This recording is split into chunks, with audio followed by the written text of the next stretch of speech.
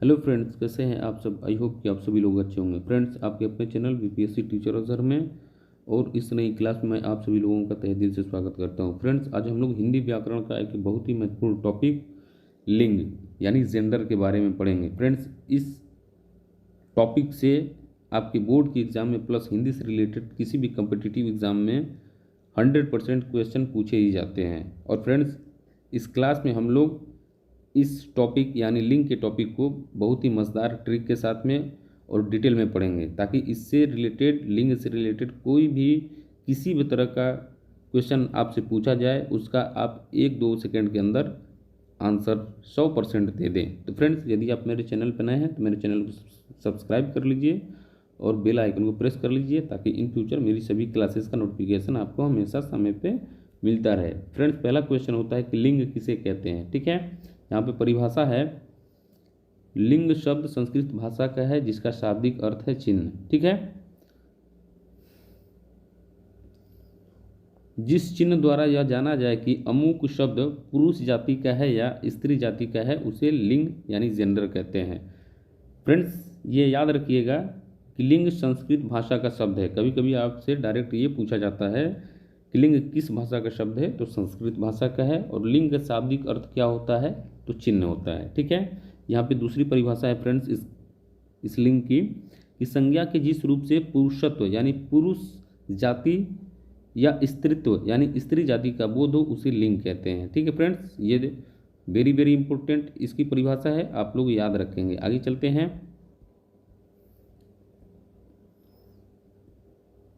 दूसरा क्वेश्चन होता है फ्रेंड्स, लिंग कितने प्रकार का होता है। तो यहाँ पे कुछ इंपॉर्टेंट नोट्स हैं।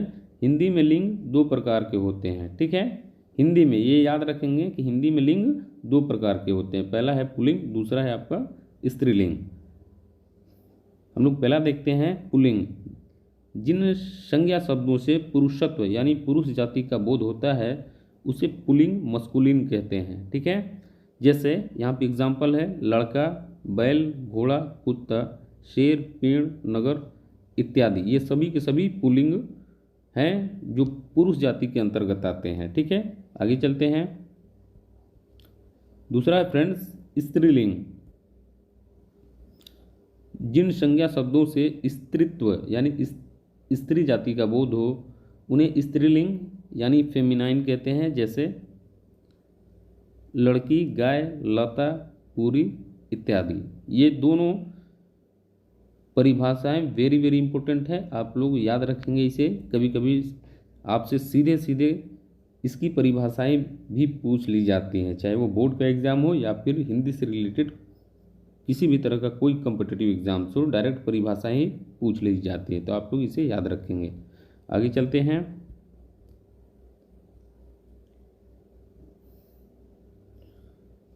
हिंदी में लिंग निर्धारण।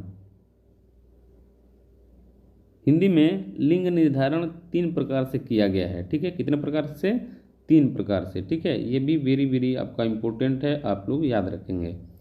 पहला है रूप के आधार पर, दूसरा है अर्थ के आधार पर, तीसरा है प्रयोग के आधार पर। आगे चलते हैं फ्रेंड। पहला है रूप के आधार पर। ठीक है, शब्द रचना में प्रत्यय तथा स्वर के प्रयोग को आधार बनाकर शब्द के लिंग का निर्धारण होता है। ठीक है ना, पहले हम लोग समझ लेते हैं प्रत्यय और उपसर्ग क्या होता है। प्रत्यय का मतलब होता है ऐसे वर्ण जो किसी शब्द के पीछे लगाए जाते हैं। ठीक है, किसी शब्द के पीछे लगाए जाते हैं। और उपसर्ग का मतलब होता है कि ऐसे वर्ण जो किसी शब्द के आगे लगाए जाते हैं। आई होप कि आप लोग समझ गए होंगे। एक ट्रिक ये भी है कि प से प्रत्यय, प से पीछे। ठीक है,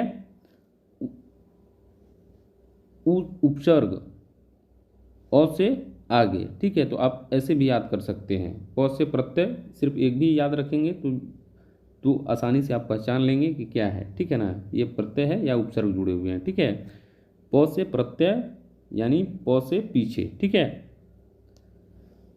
अब देखते हैं हम लोग फ्रेंड्स पुल्लिंग शब्द। अकारांत शब्द अकारांत भाववाचक संज्ञाएं तथा कुछ प्रत्यय वाले शब्द पुल्लिंग होते हैं। अब कौन कौन से होते हैं वो आगे देखते हैं। अब देखते हैं हम लोग फ्रेंड्स अकारांत शब्द। गौरव, चंद्रमा, कुत्ता, कपड़ा, समुद्र इत्यादि ये सभी पुल्लिंग शब्द हैं। ठीक है, ये सभी पुल्लिंग हैं। ठीक है, कुछ भाववाचक संज्ञाएं भी आती है, जैसे भाववाचक संज्ञा जिनके अंत में भाववाचक संज्ञा त्व, ता, य, व इत्यादि लगी होती है। ठीक है, वो भी पुरुष जाति के ही यानी पुल्लिंग ही कहलाते हैं, जैसे अपनत्व, गुरुत्व, सुंदरता इत्यादि। ठीक है, अब देखते हैं हम लोग प्रत्यय शब्द। जिन शब्दों के अंत में पा, पन, आव, आवा, खाना प्रत्यय जुड़े होते हैं वो भी पुल्लिंग शब्द कहलाते हैं, जैसे दवाखाना, दवाखाना में खाना जुड़ा हुआ है। ठीक है, बचपन में पन जुड़ा हुआ है। ठीक है, मोटापा में पा जुड़ा हुआ है। पा क्या है? प्रत्यय है। ठीक है, प्रत्यय पीछे जुड़ता है। बुलावा में आवा जुड़ा हुआ है। ठीक है, जुड़ाव में आव जुड़ा हुआ है। यानी ये सारे के सारे प्रत्यय जो पा, पन, आव, आवा, खाना प्रत्यय जुड़े होते हैं वो सारे के सारे शब्द पुल्लिंग कहलाते हैं या पुल्लिंग शब्द कहलाते हैं। ठीक है, आप लोग इसे याद रखेंगे और ये बहुत बार आपके क्वेश्चन पूछे जाते हैं, वे ये वेरी वेरी इंपॉर्टेंट हैं। ठीक है, ये वेरी वेरी इंपॉर्टेंट हैं। आगे देखते हैं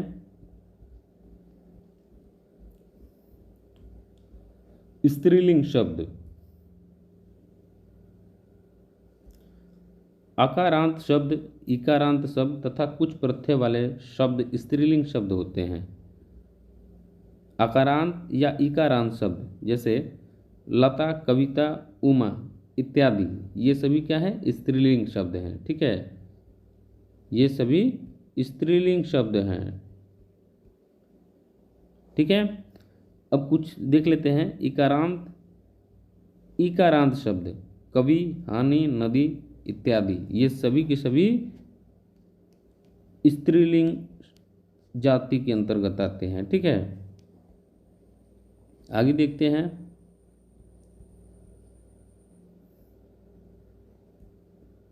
यहाँ पे कुछ नोट्स हैं।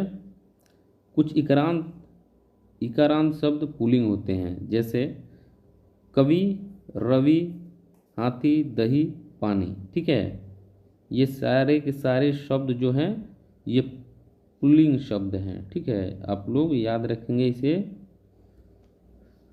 अब देखते हैं प्रत्यय शब्द। जिन शब्दों के अंत में आई, इया, आवट, आहट, ता, इमा इत्यादि प्रत्यय होते हैं वे स्त्रीलिंग होते हैं, जैसे पढ़ाई, लुटिया, बनावट, घबराहट, मित्रता, लालिमा इत्यादि ये सभी के सभी स्त्रीलिंग शब्द हैं। ठीक है, पढ़ाई में आई है।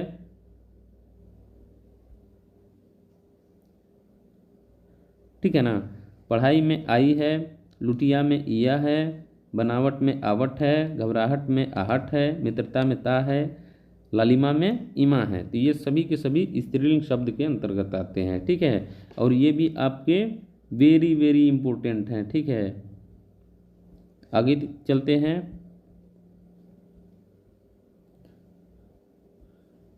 अर्थ के आधार पर। ठीक है, दूसरा हमारा है अर्थ के आधार पर। यहाँ पे कुछ नोट्स हैं। बहुत से शब्द अर्थ की दृष्टि से तो समान होते हैं परंतु लिंग की दृष्टि से भिन्न होते हैं, जैसे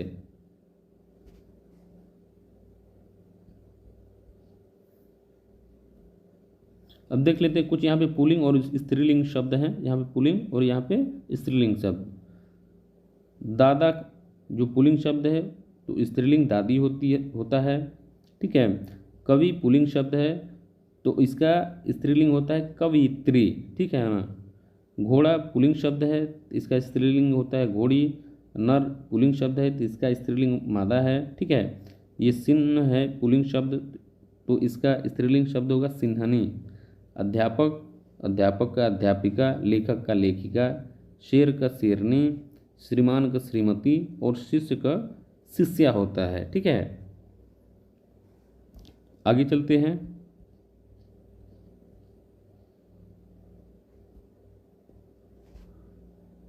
ये सबसे इम्पोर्टेंट पॉइंट है फ्रेंड्स, इसको यदि आप समझ गए तो लिंग भेद से रिलेटेड किसी भी तरह का कोई भी क्वेश्चन आएगा, आप इजीली आसानी से उसका आंसर 100% सटीक दे सकेंगे।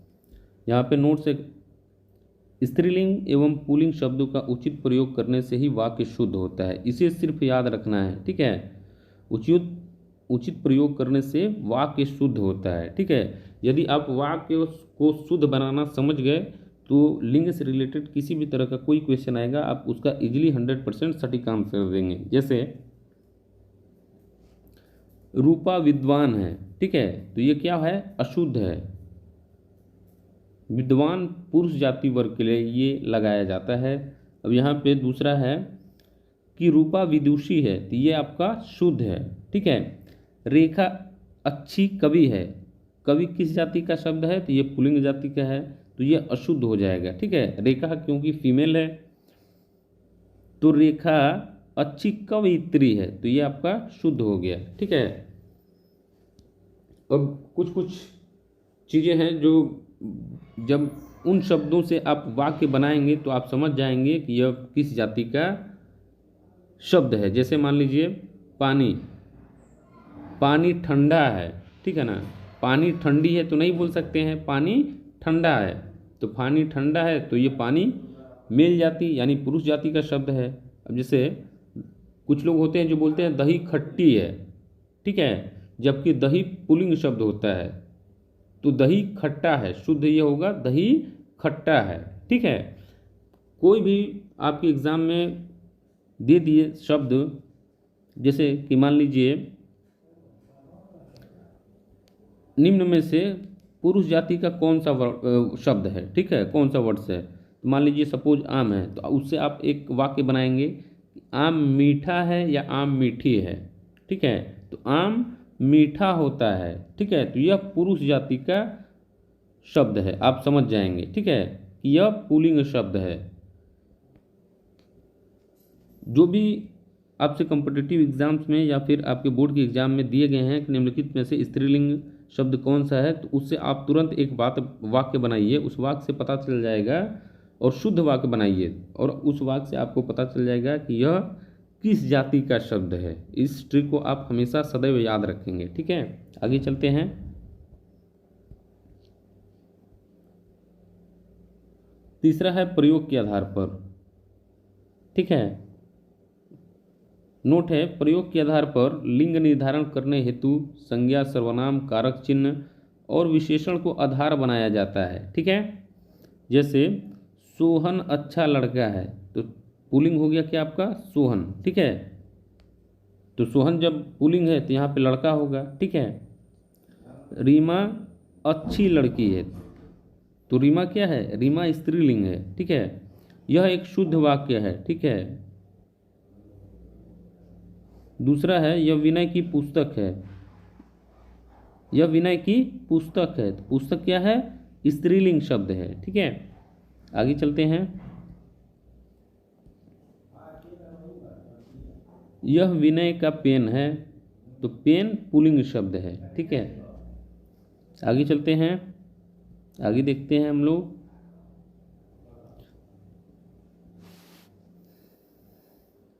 शब्दों में स्त्रीलिंग एवं पुल्लिंग की पहचान करना, यह मोस्ट इम्पोर्टेंट है फ्रेंड्स, और यहाँ से बहुत सारे क्वेश्चन आपको पूछे जाते हैं। ठीक है, यहाँ से बहुत सारे क्वेश्चन पूछे जाते हैं। पहला है,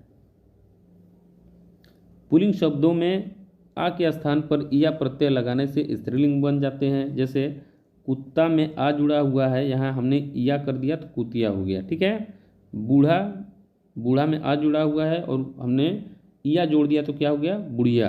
ठीक है, जैसे बछड़ा है, तो बछड़ा में आ जुड़ा हुआ है प्रत्यय, उसमें या हमने कर दिया तो बचिया, ये फीमेल हो गई। ठीक है, इससे आप समझ सकते हैं कि पुल्लिंग शब्दों के आ के स्थान पर अगर या जोड़ दिया जाए तो स्त्रीलिंग बन जाएंगे। ठीक है, आप लोग याद रखेंगे इसे। दूसरा है नोट यहाँ पे, व्यवसाय बोधक, जाति बोधक, उपनामवाचक शब्दों के अंतिम स्वर का लोप करके उनमें इन और आइन प्रत्यय लगाकर या लगाने से स्त्रीलिंग बन जाता है। ठीक है।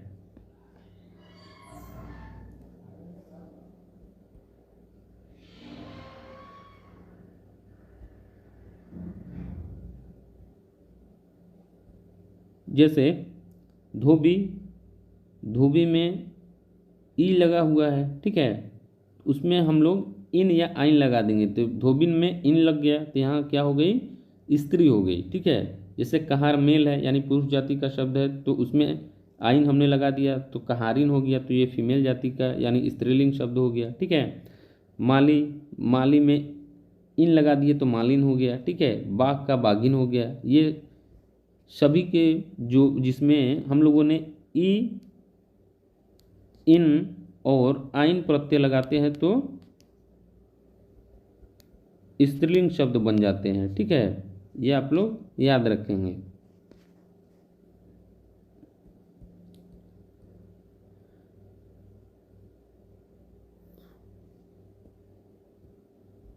यहाँ पे नोट है, उपनामवाची शब्दों में आनी प्रत्यय लगाकर स्त्रीलिंग बनाया जाता है। जैसे देवर, देवरानी, तो देवर में आनी अगर हम लोग लगा देंगे तो क्या हो जाएगा, देवरानी, मतलब स्त्रीलिंग शब्द हो जाएगा। जेठ यानी बड़ा।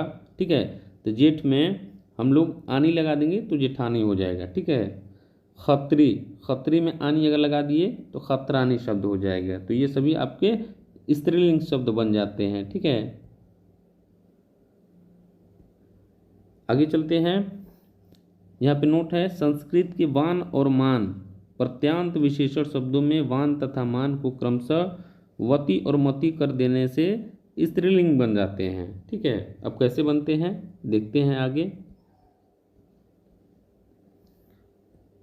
जैसे पुत्रवान, पुत्रवती, श्रीमान, श्रीमती, बुद्धिमान, बुद्धिमती, बलवान, बलवती, भगवान, भगवती इत्यादि। ठीक है। वान तथा मान को क्रमशः वति और मति कर देने से शब्द यहाँ पे स्त्रीलिंग बन गए हैं। ठीक है। आगे चलते हैं।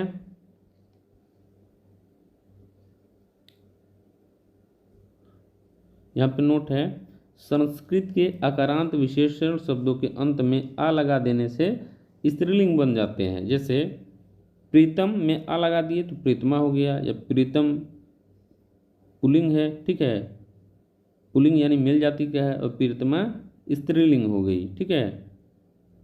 दूसरा है श्याम, श्याम में आ लगा दिए तो श्यामा, ये पुरुष जाति का हो गया श्याम, और श्यामा स्त्रीलिंग जाति का हो गया। ठीक है। चंचल, उसके बाद चंचल में आ लगा दिए तो चंचला हो गया, ये पुरुष जाति का हो गया चंचल, और ये आपका स्त्रीलिंग जाति की चंचला हो गई। ठीक है। आत्मज, आत्मजा, कांत, कांता, सूत, सूता। ठीक है, तो आ लगा के भी स्त्रीलिंग शब्द बनाए जाते हैं। आगे चलते हैं।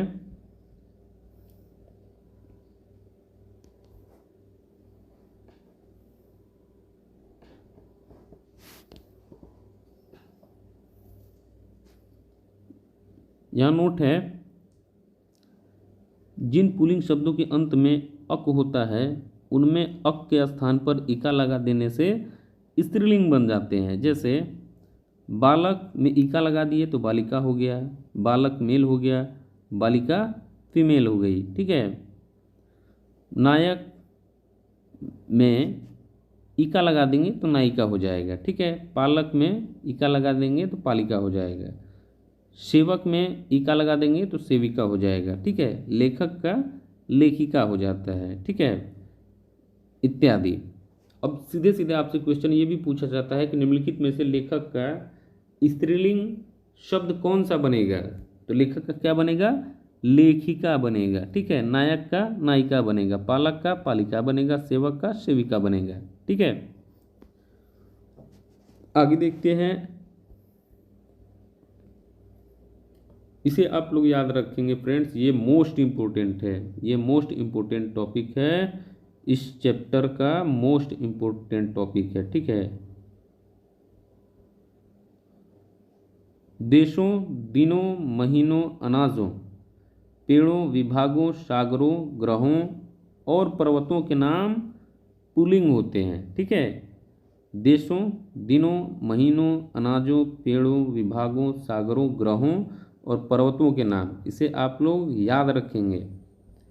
जैसे एग्जाम्पल है जापान, अमेरिका, भारत, ये देशों के नाम है तो ये पुल्लिंग है। ठीक है, अब दिनों के नाम देखते हैं, सोमवार, मंगलवार, बुधवार। ठीक है, दिनों के 7 दिनों के कोई भी अगर नाम आपसे पूछा जाए आपके एग्जाम में, ये निम्नलिखित में से यह किस जाति का है, तो यह पुरुष जाति का है। ठीक है, मतलब कि मस्कुलिन है। चैत्र, बैसाख, ज्येष्ठ, ये महीनों के नाम है। आषाढ़, ठीक है, तो ये हिंदी महीनों के नाम अगर आपसे पूछे जाएं तो भी ये आपके पुल्लिंग शब्द ही कहलाएंगे। ठीक है, दाल, चावल, जौ, गेहूं, आम, ठीक है, ये आपके अनाज हैं, दाल, चावल, जौ, गेहूं और, ठीक है, तो ये सभी आपके अनाजों के नाम जो भी होंगे वो एक पुल्लिंग शब्द के अंतर्गत आते हैं। अब पेड़ों के नाम देखते हैं, आम, नीम, कटहल। ठीक है, तो ये सभी पेड़ों के नाम जो भी आएंगे आपके एग्जाम में तो ये सभी आपके पुल्लिंग हो जाएंगे। ठीक है, अब कुछ विभागों के नाम देख लेते हैं, स्वास्थ्य विभाग, सड़क परिवहन विभाग। ठीक है, तो ये सभी जो भी किसी भी विभाग से रिलेटेड कोई भी क्वेश्चन पूछा जाए और ये पूछा जाए उसमें कि यह निम्नलिखित में से पुल्लिंग जाति का है या फिर स्त्रीलिंग जाति का है, तो आप सदैव याद रखेंगे कि विभाग के जितने भी विभाग होंगे, ठीक है, चाहे वो स्वास्थ्य विभाग हो या सड़क परिवहन विभाग हो, ठीक है, सभी विभाग आपके पुल्लिंग जाति के अंतर्गत आते हैं। ठीक है, अब कुछ सागरों के नाम देख लेते हैं, हिंद महासागर, प्रशांत महासागर। ठीक है, ये किसी कोई भी सागर हो, ठीक है, तो आपके पुल्लिंग जाति के अंतर्गत आ जाएंगे। ठीक है, अब ग्रहों के नाम हम लोग देखते हैं, राहु, केतु, क्या बहुत सारे ग्रह हैं हमारे, 9 ग्रह थे, फिर एक ग्रह को हटा दिया गया जिसमें 8 ग्रह हैं। 8 ग्रह में भी अगर कभी पृथ्वी पूछा जाए तो पृथ्वी ये आपकी स्त्रीलिंग जाति की ग्रह है। ठीक है, स्त्रीलिंग शब्द है। ठीक है ना, आप लोग याद रखेंगे, पृथ्वी को छोड़कर बाकी जितने भी 7 हमारे ग्रह हैं वे सभी के सभी पुल्लिंग जाति के अंतर्गत आएंगे। ठीक है, अब देखते हैं हम लोग पर्वतों के नाम, हिमालय, अरावली, विंध्याचल। चाहे कोई भी पर्वत के नाम आपसे एग्जाम में पूछा जाए, निम्नलिखित में से यह किस जाति का शब्द है, तो यह पुरुष जाति का शब्द है। ठीक है, आगे चलते हैं। यहाँ पे नोट है, रत्नों, धातुओं एवं द्रवों के नाम पुल्लिंग होते हैं। ठीक है, जैसे हीरा रत्न है, नीलम रत्न है, मोती, सोना। ठीक है, ये सभी के सभी आपके रत्नों और धातुओं के या फिर द्रवों के जो भी नाम आपके आए, इन तीनों के रत्नों, धातुओं एवं द्रवों के सदैव पुल्लिंग होंगे। ठीक है, जैसे हीरा, नीलम, मोती, सोना, पीतल, तांबा, लोहा, कांस्य, प्लेटिनम, सीसा, जस्ता, पारा, पानी, दूध, दही, शरबत, रस, जूस, कोका, जलजीरा इत्यादि। ठीक है, तो ये सभी के सभी पुल्लिंग जाति के हैं शब्द। ठीक है, ये पुल्लिंग जाति के शब्द कहलाते हैं। आगे चलते हैं।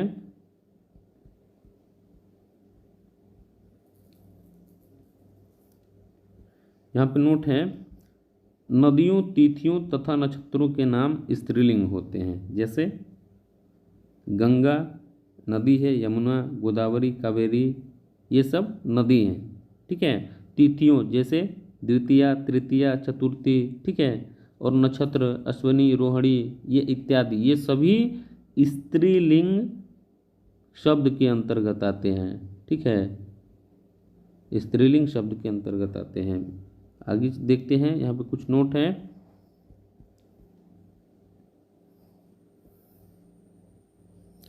भाषा, बोली और लिपि का नाम स्त्रीलिंग होता है। ठीक है, भाषा, बोली और लिपि का नाम स्त्रीलिंग होता है, इसे हमेशा याद रखेंगे। जैसे हिंदी, अंग्रेजी, रूसी, चीनी, अरबी, फारसी, अवधी, बघेली, छत्तीसगढ़ी, भोजपुरी, कुमाऊनी, गढ़वाली, देवनागरी। ठीक है, रोमन, कैथी, मुड़िया, खरोष्टी, ब्राह्मी इत्यादि। ठीक है, ये सभी चाहे वो भाषा हो, बोली हो या लिपि का नाम दे दिया जाए और आपसे पूछा जाए कि निम्नलिखित में से यह किस जाति का शब्द है, तो यह स्त्रीलिंग जाति का शब्द हो जाएंगे। ठीक है, भाषा, बोली और लिपि सदैव स्त्रीलिंग ही होते हैं। ठीक है, तो फ्रेंड्स इस क्लास में इतना ही। आई होप ये क्लास आपको समझ में आई होगी, और यदि आप मेरे चैनल पर नए हैं तो मेरे चैनल को सब्सक्राइब कर लीजिए और बेल आइकन को प्रेस कर लीजिए ताकि इन फ्यूचर मेरी सभी क्लासेस का नोटिफिकेशन आपको मिलता रहे।